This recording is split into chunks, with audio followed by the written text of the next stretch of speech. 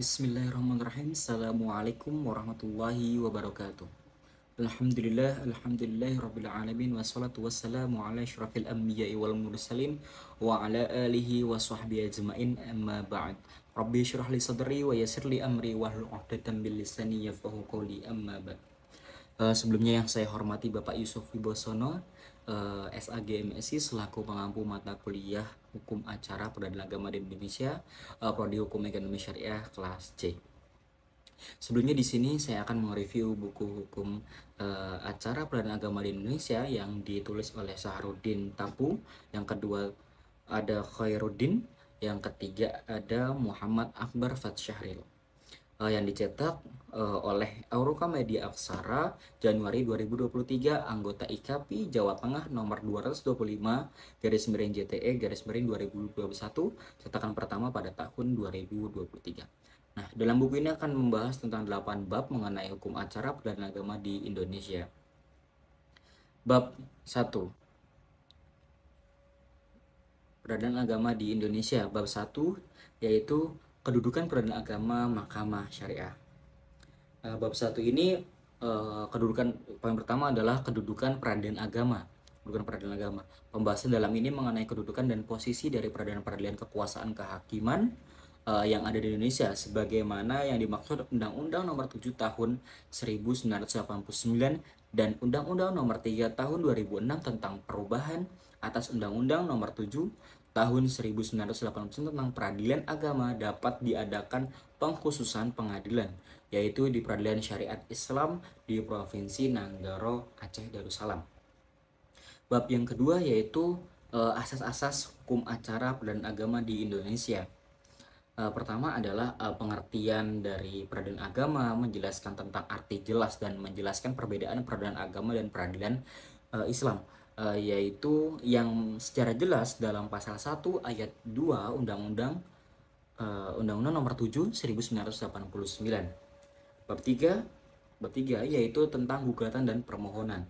Banyak menjelaskan tentang makna perubahan dalam bab ini, dari perubahan tergugat sebagai orang yang disangka, gugatan sebagai apa yang inti dari perkara yang dipermasalahkan, dan pemohon adalah sebagai orang yang mengajukan keadilan atas suatu perkara gitu. Bab keempat yaitu tentang proses perkara di pengadilan, yang menegaskan proses untuk berperkara di pengadilan agama agar dapat diterima atau diperiksa oleh hakim dengan harus memenuhi beberapa pendaftaran, yaitu gugatan atau permohonan secara tertulis dan disahkan dengan cap jempol. Surat gugatan digandakan sejumlah pihak dalam perkara pendaftaran berperkara harus disertai juga harus pembayaran biaya pendaftaran perkara atau sifatnya wajib. Bab 5. Pembuktian dalam hukum acara peradilan.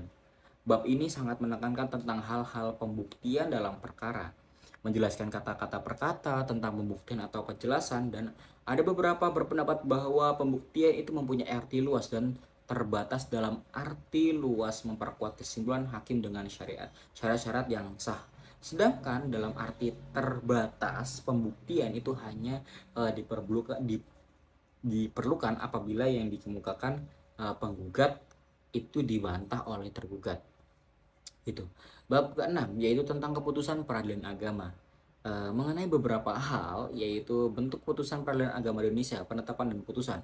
Terkait dengan bentuk putusan pengadilan agama dapat merujuk kepada ketentuan pasal 57 ayat 2, pasal 59 ayat 2, pasal 60, pasal 61, pasal 62, pasal 63, dan pasal 64. Dan penjelasan dari pasal 60 menegaskan bahwa produk putusan yang dapat dijatuhkan peradilan agama terdiri atas penetapan dan putusan. Dalam penjelasan pasal 60 ditegaskan bahwa penetapan adalah putusan pengadilan atas perkara kebutuhan penetapan terkait dengan sifat atau corak gugatan. Dengan kata lain, undang-undang menilai keputusan yang sesuai dengan gugatan permohonan adalah penetapan yang sering disebut sebagai backchecking dalam arti luas. Bab 7. Upaya hukum. Banyak orang mengartikan tentang upaya hukum ini sebagai instrumen hukum, alat atau sarana hukum untuk memperbaiki kekeliruan pada putusan pengadilan. Dengan beberapa upaya hukum adalah upaya alat bukti sarana maupun kaidah kekeliruan pada putusan pengadilan, begitu. Dan masih banyak yang lainnya. Bab yang ke-8 yang terakhir yaitu pembahasan tentang pelaksanaan putusan hakim atau eksekusi. Pengadilan pastinya mempunyai kekuatan hukum, sedangkan putusan hakim yang bersifat deklaratoir dan konstitutif tidak memerlukan eksekusi dalam menjalankannya.